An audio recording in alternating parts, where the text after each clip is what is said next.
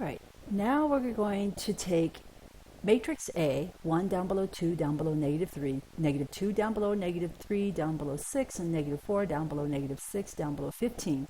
And we are going to find A inverse, and we're going to verify that it is indeed A inverse by multiplying by the left, multiplying by the right, and showing that it gives us the identity matrix. Now this process is not easy. Step 1, we're going to form a huge matrix which consists of the A matrix in the first 3 columns and then the identity matrix in the last 3 columns. So we bring down all the entries for the first matrix, and then the identity matrix columns come next, and we're gluing them all together to make one giant matrix with row 1, row 2, and row 3. Now we're going to work on changing the left side to look like identity, and whatever the right side turns out to be, that's going to be our inverse. So we're going to have to do this very carefully. First, we are okay with the 1 in the upper left corner because identity will have a 1, but down below that, where the number 2 is, we want that to be 0. To get that 2 to be 0, in other words, identity matrix, we're going to do row 2 minus 2 times row 1 and replace that answer with row 2 on row 2. So that's going to give us, when we make the replacement, 1 down below 0, down below negative 3, negative 2 down below 1, down below 6, negative 4 down below 2, down below 15, 1 down below negative 2, down below 0, 0, 1, 0, 0, 0, 1. Now, I didn't show you the work. There was a lot of work involved in doing this. It took me a while to look at that 2 in the second position in the first column and say, I'm trying to get identity matrix on the first 3 rows. I want the first 3 rows to be 1, 0, 0, 0, 0, 1, 0, 1, 0, then 0, 0, 1. And that meant that the 2 had to turn into a 0. And I thought about it for a while. How can I make that happen? Do row 2 minus 2 times row 1. Take your answer and replace the entire row, the horizontal row 2, with it. And this is the result that you will get. So I'm not showing all the work. I'm just showing you the results of the work. Now I'm going to concentrate on the number negative 3 at the bottom of the first column. I want that number to be 0. I want 1, 0, 0 in that column. So to get that to be 0, I have to go row 3 plus 3 times row 1 and replace that answer in the position of row 3. And when I do the arithmetic and make the replacement, this is the new matrix I'm going to get. Now I'm going to concentrate upstairs on the number negative 2. Negative 2 on the top of the second column. I want that to be, actually, let's not mess with that right now. Let's try to get the 1s across all the diagonals in the first 3 column. We should concentrate on the 3 at the bottom of the third column. The 3 on the bottom of the third column, you see it's circled. To get that to be 1, so we'll have 1 on all our diagonals in the first 3 rows, we're going to do 1/3 times row 3 is going to replace row 3, and that will give us the following result.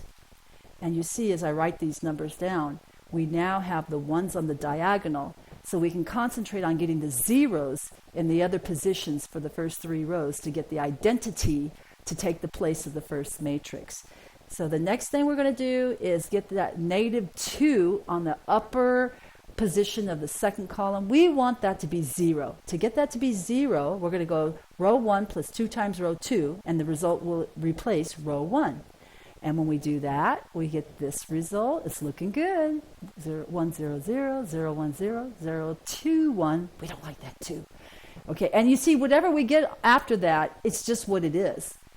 So now we're going to concentrate on getting rid of that 2, the second entry in the third column. And when we get that to be a 0, we will be there. So that's going to be row 2 minus 2 times row 3, and that answer will replace row 2. And look what we're going to get when we go through the operation. We're going to have the identity matrix on the left side, 1, 0, 0, 0, 1, 0, 0, 0, 1. The right side is just what it is. So now we're really happy because we have our identity matrix for a 3 by 3 on the left, and that implies that this entire matrix on the right has to be the inverse of A. That's how you find it. Boy, it was not fun. It was not easy, but we got it, A inverse. So that implies that for step 3, A inverse is negative 3 down below negative 4 down below 1, 2 down below 1 down below 0, then 0 down below negative 2/3 down below 1/3.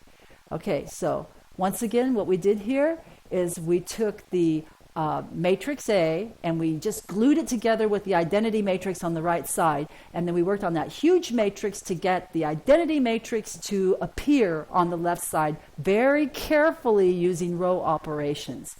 Okay, now we're going to verify. To verify, we take the A that we started with and we multiply it by A inverse. So I'll set it up for you and you can do the multiplication in your head.